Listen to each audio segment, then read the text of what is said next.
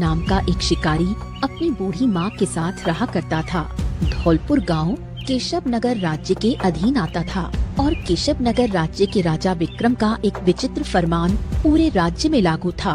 उस फरमान के अनुसार राज्य का कोई भी शिकारी अपने शिकार को स्वयं नहीं बेच सकता था।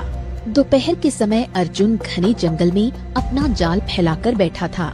तभी उसके जाल में एक बहुत ही सुंदर पक्षी फंस गया। अर्जुन दौड़ते हुए उस पक्षी के पास पहुंचा और उसे पिंजरे में बंद कर लिया। चलो आज कम से कम खाने का इंतजाम तो हो गया। तभी वहाँ एक दूसरा शिकारी आ गया। अरे वाह वाह वाह अर्जुन, क्या बात है। वाह भाई, तुम्हारे जाल में तो बड़ी ही विचित्र और सुंदर चिड़िया फंसी है। वाह, एकदम गर्दा उड़ाई दी एकदम शिकार करके, हैं? तुमको पता है इस तरह की चिड़िया के बाहर के देशों में बहुत अच्छे दाम मिलते हैं, जानते हो? सुनो, हमारे केशव नगर राज्य में ना एक बड़ा बाजार लगता है। वहाँ दूसरे देशों के व्यापारी खास तौर पर पक्षी खरीदने ही आते रहते हैं। वहाँ ले जाओ इसको। ये सुनकर अर्जुन निराश हो गया। अरे ये सब बात मैं भी जानता हूँ भैया, लेकिन तुम अच्छी तरह से जानते हो कि हमारे राज्य के राजा विक्रम का आदेश है कि कोई भी शिकारी स्वयं अपने शिकार को नहीं बेच पाएगा।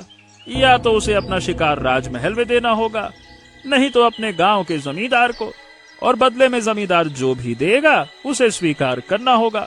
यही तो समस्या है। सही कह रहे हो भैया। राजा विक्रम के इस फरमान की वजह से तो सैकड़ों शिकारियों ने शिकार ही करना छोड़ दिया, क्योंकि उन्हें कोई लाभ ही नहीं होता है। अर्जुन चुपचाप वहाँ से सीधे अपने गांव के जमींदार की हवेली पहुँचा। जमींदार ने अर्जुन के पिंजरे में फंसे पक्षी को ध्यान से देखा।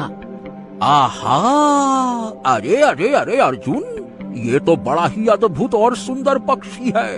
वाह वाह वाह वाह वाह वाह, चोंच तो देखो, आंखें तो देखो, अरे पंख, क्या बात है, क्या बात है। भाई बाजार में इसके बहुत अच्छे दाम मिलेंगे। इतना कहकर जमींदार ने अर्जुन को केवल एक सिक्का दे दिया।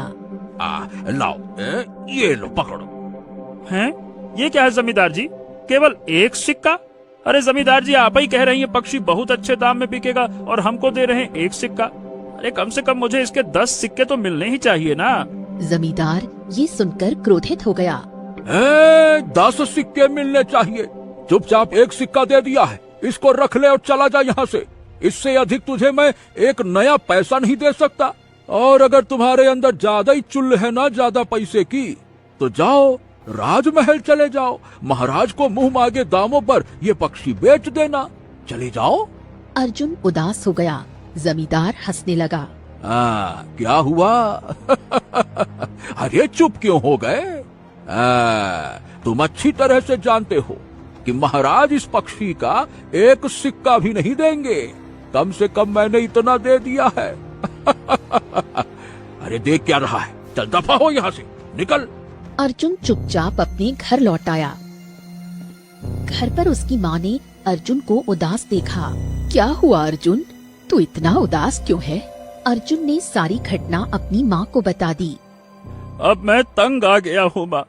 अगर मुझे कोई और काम आता होता तो मैं सही बताऊं, कसम से कभी ये शिकार विकार का काम करता ही नहीं। लेकिन क्या करूं, मेरे पिताजी भी शिकारी थे और पिताजी बताया करते थे कि दादाजी भी शिकारी थे। मेरे अंदर भी शिकारी का ही खून दौड़ रहा है। लेकिन जब से महाराज ने गद्दी संभाली है, तब से इन विचित्र फरमानों ने शिकारियों को बर्बाद कर दिया है। अर्जुन की माँ हल्के से हंस पड़ी। चिंता क्यों करता है बेटा, अन्यायी और क्रूर राजा अधिक समय तक गद्दी पर नहीं टिकते। इतना कहते ही अर्जुन की माँ को तेज खांसी होने लगी। ए माँ, मैं काफी दिन से देख रहा हूँ तुमको बार बार खांसी उठती है।